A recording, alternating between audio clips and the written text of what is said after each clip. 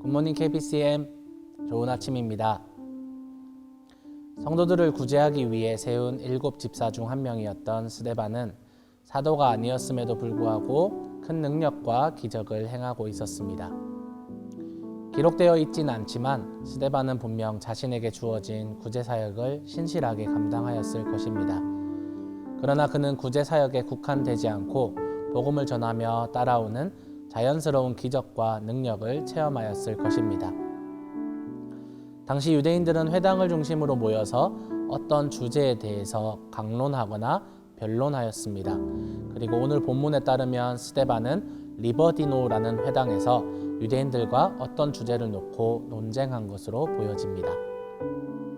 그때 구레네 사람과 알렉산드리아 사람과 길리기아와 아시아에서 온 사람으로 구성된 이른바 리버디노 회당에 소속된 사람들 가운데에서 몇이 들고 일어나서 스데반과 논쟁을 벌였다.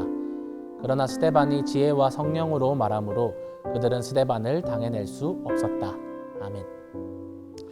그러나 스데반이 지혜와 성령으로 말하여서 그들을 압도함으로 그들이 스데반을 당해낼 수가 없었습니다.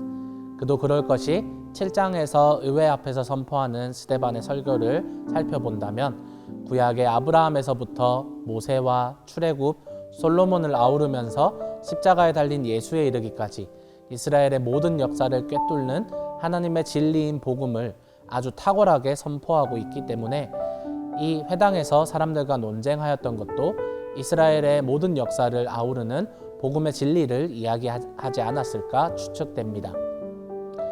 그는 분명 교회에서 구제하는 일을 섬기는 집사로 임명했지만 그가 구제하게 하고 교회에 헌신하게 하는 원동력은 복음의 메시지였음이 분명합니다.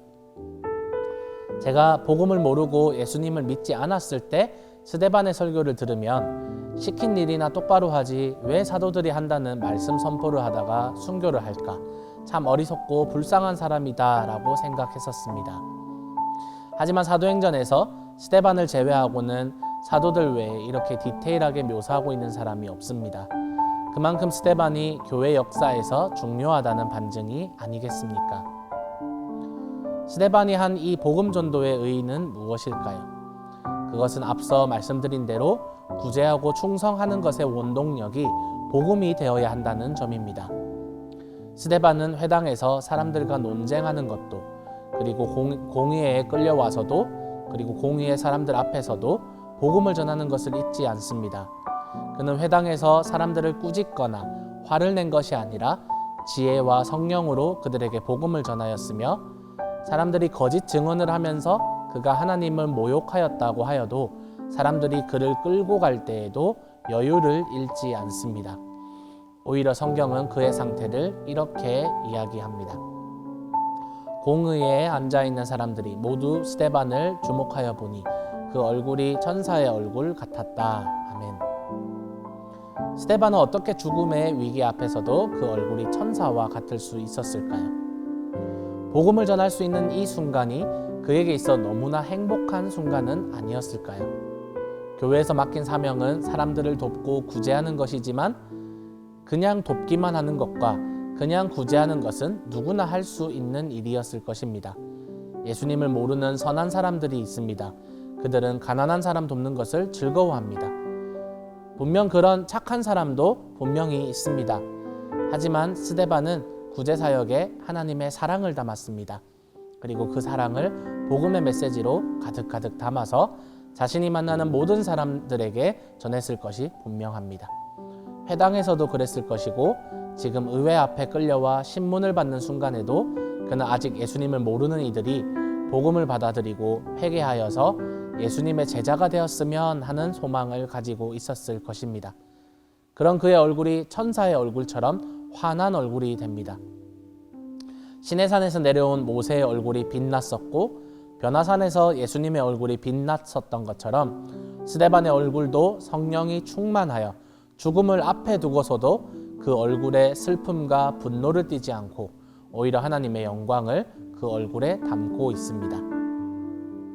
여러분이 하는 모든 사역과 섬김과 헌신의 장소에서 그 섬김과 직분의 함정에 빠지지 않기를 소망합니다.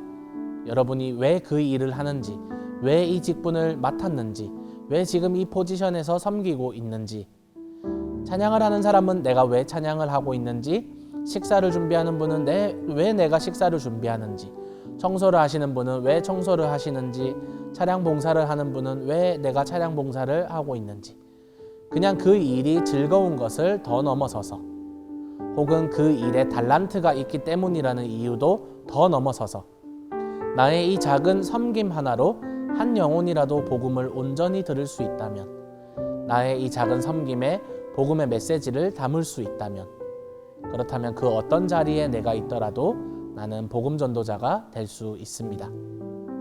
사랑하는 여러분, 코로나 바이러스로 인해 예전보다 우리가 교회에서 섬기는 일도 많이 줄어들었지만 이 시대는 더욱더 우리의 삶 속에서의 책임감이 더 요구가 되는 시대임이 분명합니다.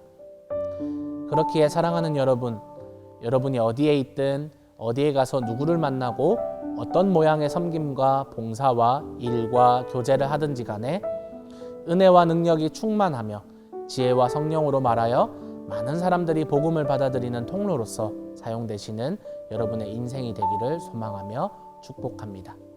함께 기도하겠습니다. 살아계신 하나님 감사합니다. 하나님, 우리가 교회에서나 혹은 세상에서 하나님과 교회와 사람들을 위하여 섬길 때에 우리가 영광 받으려고 한 것은 아닌지 먼저 우리의 마음을 점검하며, 우리가 또한 그 사역에 빠져서 그 사역만을 놓고 우리가 열심을 내었던 것은 아닌지 이 시간 또한 우리의 섬김을 되돌아보며, 우리의 그 섬김의 모양이 어떠하든지 그 섬김에 복음을 담을 수 있도록 도와주시옵소서. 어떤 위치에서, 어떤 자리에서, 어떤 모양으로 섬기든지 간에 우리는 복음 전도자라는 사실을 잊지 않고 우리의 섬김을 통하여서 하나님께서 영광 받아주시고 예수님을 모르는 사람들이 예수님을 알게 되는 그러한 통로로서 우리의 섬김이 사용될 수 있도록 도와주시옵소서. 감사합니다. 살아계신 예수님의 이름으로 기도합니다. 아멘.